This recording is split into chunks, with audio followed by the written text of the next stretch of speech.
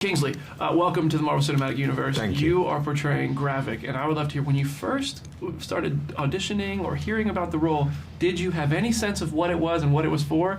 What did they let you know initially? We went straight into a huge conversation, like me and Jonathan Schwartz and a couple of the other producers, and it was just Sam and Ben who were attached. It was still very much in like the treatment stage, which was kind of like, oof, I need to read something and understand a bit more through script. And they sent a few taster scenes, some stuff from episode 3 and 6 with Sam and Ben, and I was like, yo, this guy's dark. This guy's dark, and there's a lot of there's something to sink my teeth into in this one. Yeah. You do a great job. I've only seen the first 2, but I think you do a great job. Thank you so much. I saw the first 2 last night, and I was like, yo, there's so much more to come. There's a lot coming.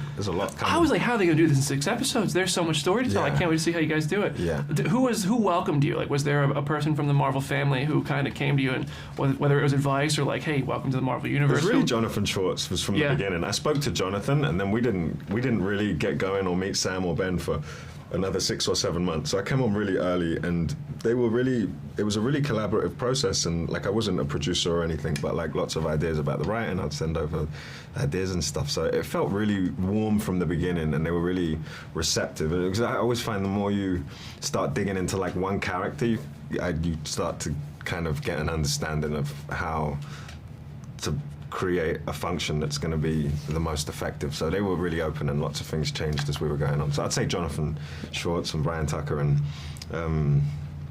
everyone was just great. Yeah. They look after you, man.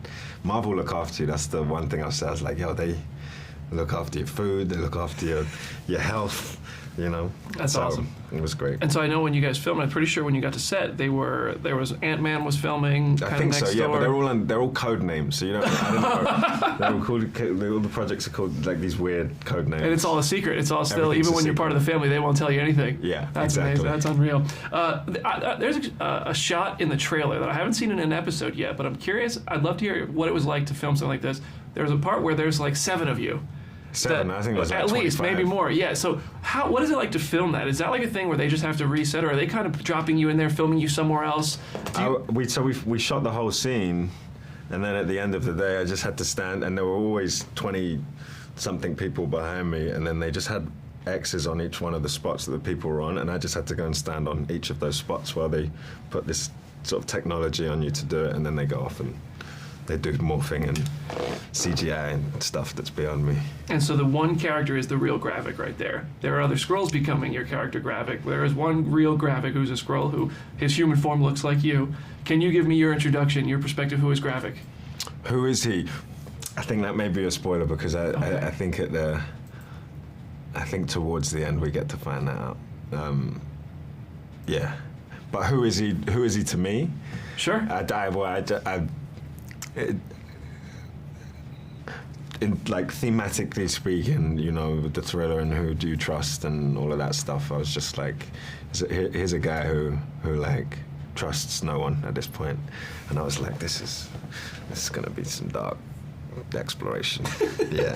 Before you joined it, were you watching Marvel movies? Did you then go back and watch it after you got the part? I hadn't seen really any. I think I'd seen Black Panther because it was a bit of an event in 2017 or whenever it came out. I remember I was in LA and I went to see it because I thought, oh wow, this is a moment. And then before meeting Jonathan, I tried to watch as many as I could. And then like between, I've since caught up with a bunch. I went to see Shang-Chi and I watched Wakanda Forever on the plane over here. And, nice. So I try and, you know. So what would Gravik think of like Avengers-like characters? You think they could get along, or you think they would be? Oh, he's going to tell you. Okay. He's going to tell you. Yeah, he talks about the Avengers a bit as the episodes go on. That's exciting. Which episode are you most excited for everybody to see? 4, 6. Okay. All of them, I think. I can't remember how it's ordered because I shot them all in my mind. It was one 6-hour film, so I'm not sure what starts and what ends. And I think sometimes what was in episode 3 becomes the start of episode 4. So I don't know. So I'm curious, when you're in your Skrull form, is that practical? Are you really like putting all of that on? Yes. Yeah. Well, can I hear about the process of becoming, your Skrull form for Gravik? You have to come in 2 or 3 4 hours earlier. You sit in a chair and you just sit still. Do you ever get used to it? People do. I only did it a few times. They wanted to do it more, and I was like, no, I think we should. I think Gravik should stay in his human form as much as possible. And so yeah, it was just a few times. It's all good. So when you are wearing that, when you're fully scrolled up on set, does that kind of help you fall into character a bit more? Does it make it a little bit more of a challenge to know what you look like? It takes a little while to not feel silly.